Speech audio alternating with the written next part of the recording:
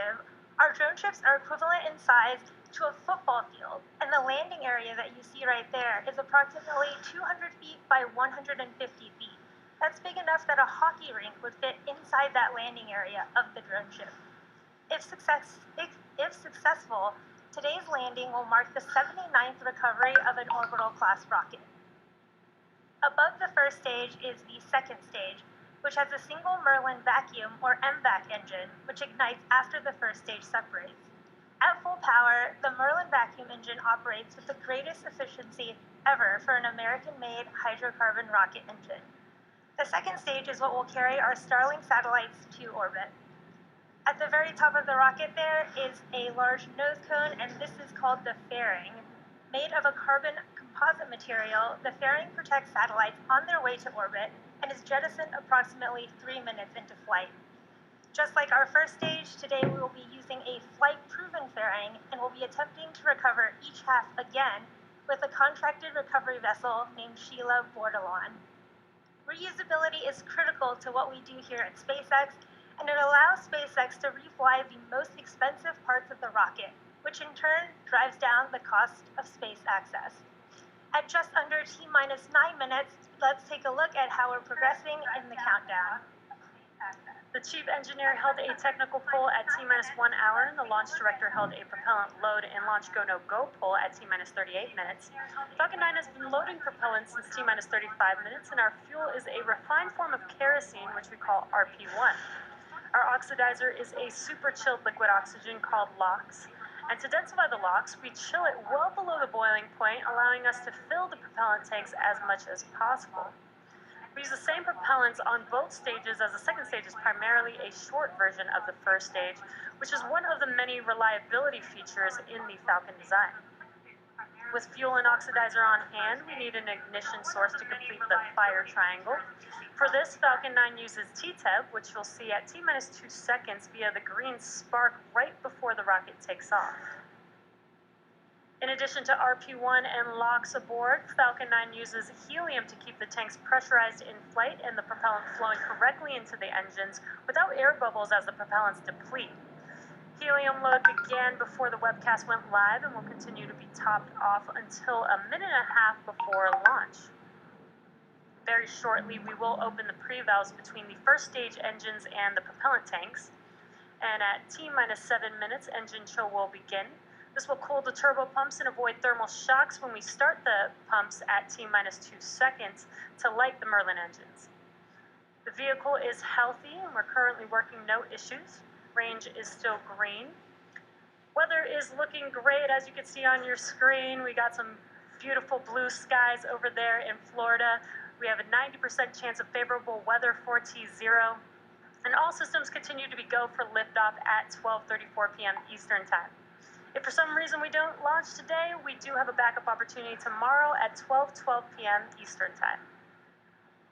In February, we announced the world's first all-commercial astronaut mission to orbit, commanded by Jared Isaacman, the 37-year-old founder and chief executive officer of Shift4 Payments, and an accomplished pilot and adventurer. The mission is named after Inspiration 4 because of the 4-person crew's mission to inspire support for St. Jude Children's Research Hospital and send a humanitarian message of possibility. Since February, the other 3 crew members have been selected from the general public, and we are excited to tell you a little bit more about them, their roles, and the mission. Together, this 4-person crew represents the pillars and purpose for the Inspiration 4 mission: leadership, hope, prosperity, and generosity, with Jared representing leadership. Haley Arsenault of Memphis, Tennessee will serve as the medical officer overseeing medical care and experiments on the mission and occupy the seat of hope. Haley's selection is particularly poignant to this mission, as she is a former cancer patient of St. Jude Children's Research Hospital. Now at 29 years old, she has become an inspiration to others at the hospital where she works as a physician's assistant. Dr. Cyan Proctor is a 51-year-old entrepreneur, educator, trained pilot, and active voice in the space exploration community.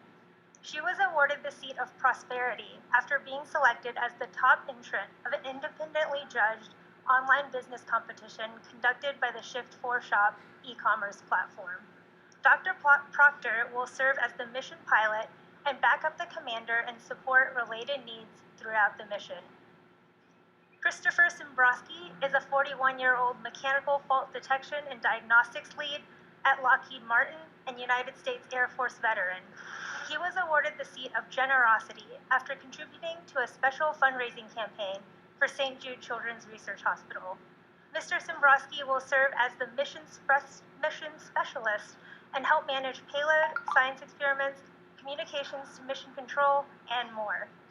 Over the coming months, the crew will undergo rigorous commercial astronaut training by SpaceX before their targeted launch date, which is no earlier than September of this year. We're currently just under 4.5 minutes from liftoff, and Falcon 9 is now moving into the final stages of the countdown. We're currently waiting for the transporter erector, the TE, to retract. The TE is that structure next to the vehicle behind the fairing, as you can see there, and the clamps are starting to open up there. Now, after the clamps are fully open, the transporter erector will begin to retract away from the rocket slightly. And then at T0, hydraulics will pull the TE farther away from Falcon 9 to clear the way as the vehicle lifts off. It looks like the clamps are just about finished, and the TE is retracting back. It looks very slight, but it's just enough to move away from the vehicle. And we use the TE to roll the rocket out to the pad and raise it to its vertical launch position. It also provides liquids, gases, electrical connections to the second stage, as well as air conditioning to the payload fairing. And it looks like that TE retraction is now complete. The first and second stages are both nearly fully loaded with 1 million pounds of kerosene fuel and liquid oxygen. Superchill liquid oxygen is our propellant oxidizer, and when its temperature is increased, it turns from liquid to gas, which is why you see some white clouds around Falcon 9. And that's that liquid oxygen meeting the warmer. It's that liquid oxygen meeting that warmer, humid ambient air. Stage 1 LOX load complete. And there's that call out that stage 1 LOX loading is now complete. Second stage will wrap up LOX load at T-minus 2 minutes. T-minus 60 seconds, Falcon 9 will be in startup, and this means that the rocket's autonomous internal flight computers have taken over the launch countdown. Just inside of T-minus 2 seconds, we light the Merlin M1D engines, and we use T-TEP, as I mentioned earlier, as our ignition fluid. Now, when T-TEP mixes with oxygen, it burns a green-colored flame, and then we allow the fuel into the thrust chamber, and the engine comes up to full power for liftoff at T0. Now, Starlink payload continues to be healthy. The Falcon 9 team is tracking no issues on the rocket. Weather is still looking beautiful over there in Cape Canaveral, and the range has cleared the surrounding ground, water, and airspace and are green for launch today.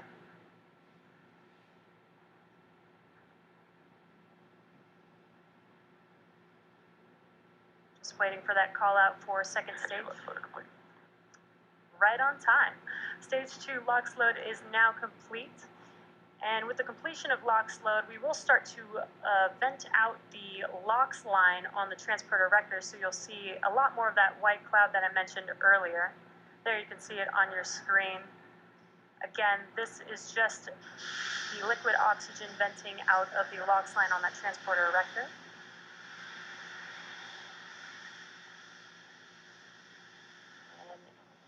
Just under 15 seconds or so, Falcon 9 will be in startup, and stage 1 and stage 2 will start to pressurize for launch. Again, the weather looks amazing over there. Some blue skies. Great weather for a launch. Falcon 9 in startup. There's that call out, though. Falcon 9 is now in startup. Now we're just waiting on the final go for launch from the... Stage 2 press for flight.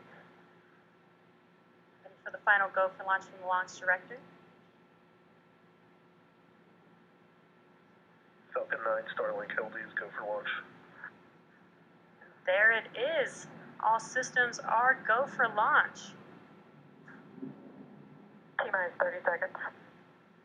Now let's listen into the terminal count and watch as Falcon 9 takes our stack of Starlink satellites into space.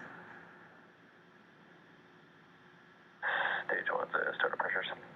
T-minus 15 seconds. Falcon 9 is configured for flight. 10, 9, 8, 7, 6, 5, 4, 3, 2, 1, 0. Ignition and liftoff.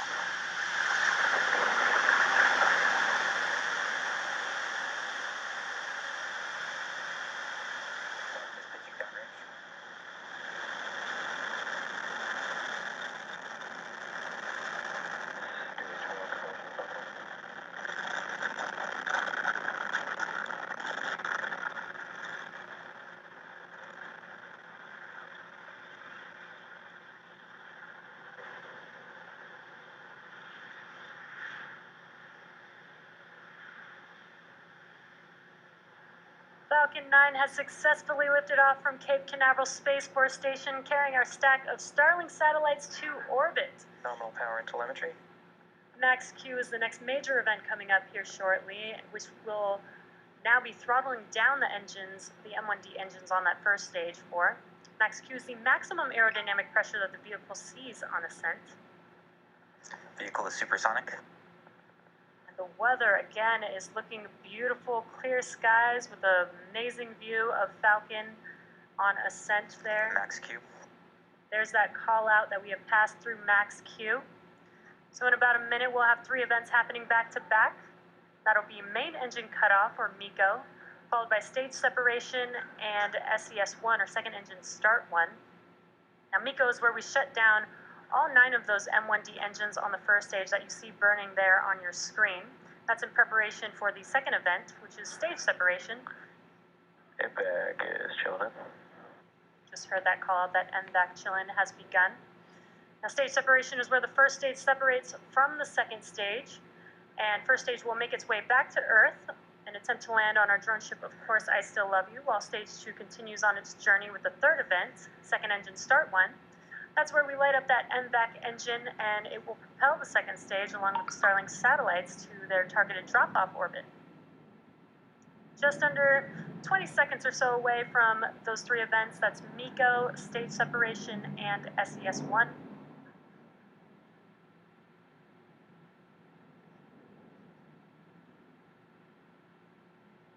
Should be able to see MECO here in a few seconds with those 9 M1D engines shutting down here shortly.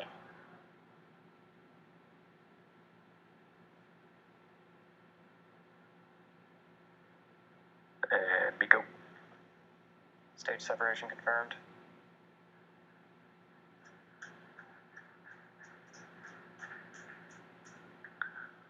MVAC ignition and throttle up.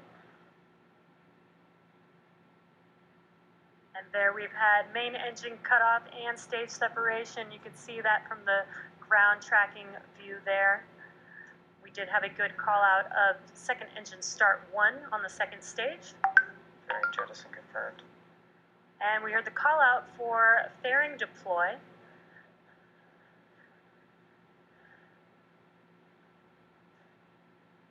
Looks like we don't have those onboard camera views, but we can still see the first and second stage on your screen there. Now, as a reminder, we will be attempting to recover the fairing halves today with our contracted recovery vessel named Sheila Bordelon.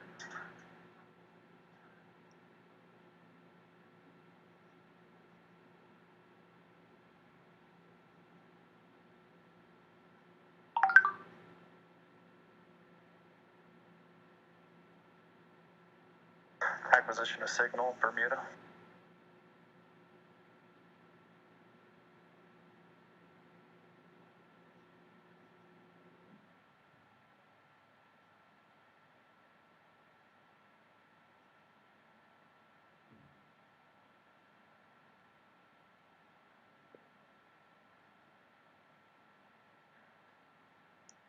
And it does look like fairing separation was good.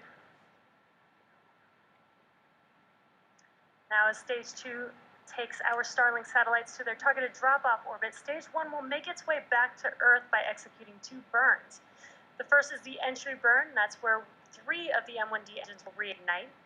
This helps to slow the stage down as it re-enters the upper part of the Earth's atmosphere. Now, the second burn is the landing burn, and this is the single engine burn that brings the vehicle speed down rapidly in order to land on the drone ship, and that is that center E9 engine, which is just powerful enough to slow the vehicle down to touch down on that drone ship. Second stage is following the nominal trajectory. And we do hear that call out that second stage is looking nominal. Unfortunately, we do not currently have any onboard views of that second stage at the moment, but everything is still looking nominal so far.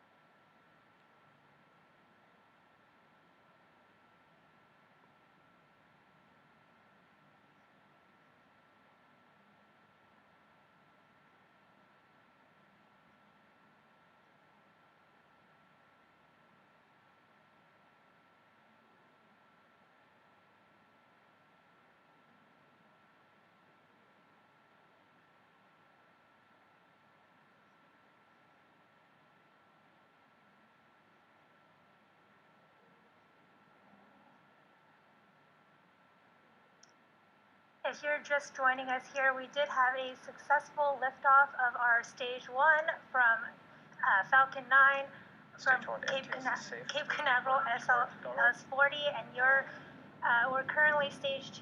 We do not have the camera views right now, but we do have confirmation that it is still looking good. Again, our stage 2 is delivering our Starlink satellites to low Earth orbit, and that's our stack of 60 Starlink satellites. Second stage continues to follow the nominal trajectory. We just heard that call out that stage 1 entry burn was successful, and there you can see we do have our stage 2 camera view finally back, and it is looking good there with that MVAC nozzle glowing. And there's our stage 1 view back on our left as it continues to cruise down, getting ready for the start of its landing burn in about 30 seconds here. You can see those hypersonic grid fins of the first stage there on your left, and they control and help orient that first stage as it comes back down to Earth. Again, stage 1 will be targeting landing on our drone ship, Of Course I Still Love You. And right before landing, it will deploy 4 carbon fiber landing legs. Start of terminal guidance.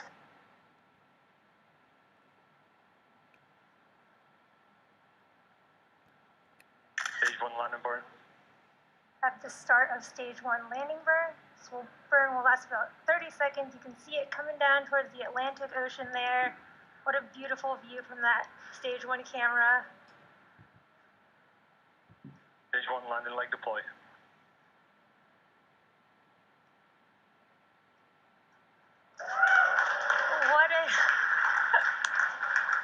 What an amazing view.